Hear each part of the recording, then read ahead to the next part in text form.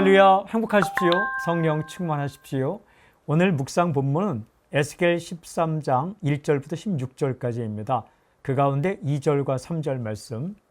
인자야, 너는 이스라엘을 예언하는 선지자들에게 경고하여 예언하되 자기 마음대로 예언하는 자에게 말하기를 너희는 여호와의 말씀을 들으라. 주 여호와의 말씀에 본 것이 없이 자기 심령을 따라 예언하는 어리석은 선지자에게 화가 있을진저. 방금 읽은 구절을 관찰하면 이런 단어가 나오죠. 선지자라고 나옵니다. 선지자는 어떤 사람입니까? 하나님의 마음을 대신 전해주는 사람, 예언자라고도 말합니다. 근데 이 선지자, 예언자들 가운데 이런 사람이 있다는 겁니다. 자기 마음대로 예언하는 자. 그러니까 하나님께서 주시는 마음, 말씀을 전하지 않고 자기 마음대로, 자기 생각대로 예언하는 자가 있다. 이 사람을 어떻게 또 표현합니까? 본 것이 없이 자기 심령을 따라 예언하는 어리석은 선지자. 이게 어리석은 선지자인데 본 것이 없이 자기 심령을 따라, 자기 마음대로. 그러니까 주님께 들은 것도 아니고 깨달은 것도 아니고 주님 말씀도 아닌데 자기 마음대로 전하는 선지자가 있다. 이런 선지자는 어떻게 됩니까? 화가 있을진저. 화가 있을진저. 이렇게 하면 안 된다는 겁니다. 본인도 힘들고 남들도 힘들게 된다라는 거죠.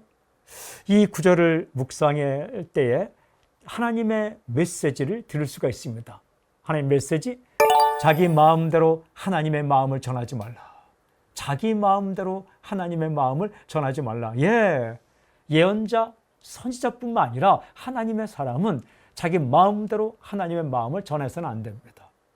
말씀, 하나님께 주신 말씀, 하나님께서 하신 말씀을 따라서 하나님의 마음을 깨닫고 하나님의 마음을 전해야 하는 거죠.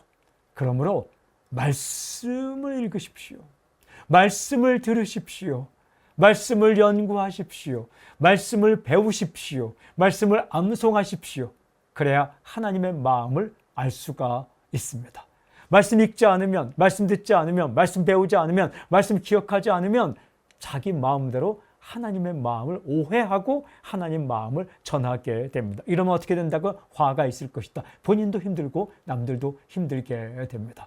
하나님의 마음을 정확하게 말씀 따라 알고 하나님 마음을 전해 주길 바랍니다. 그러면 사람을 살릴 수가 있습니다. 적용기도.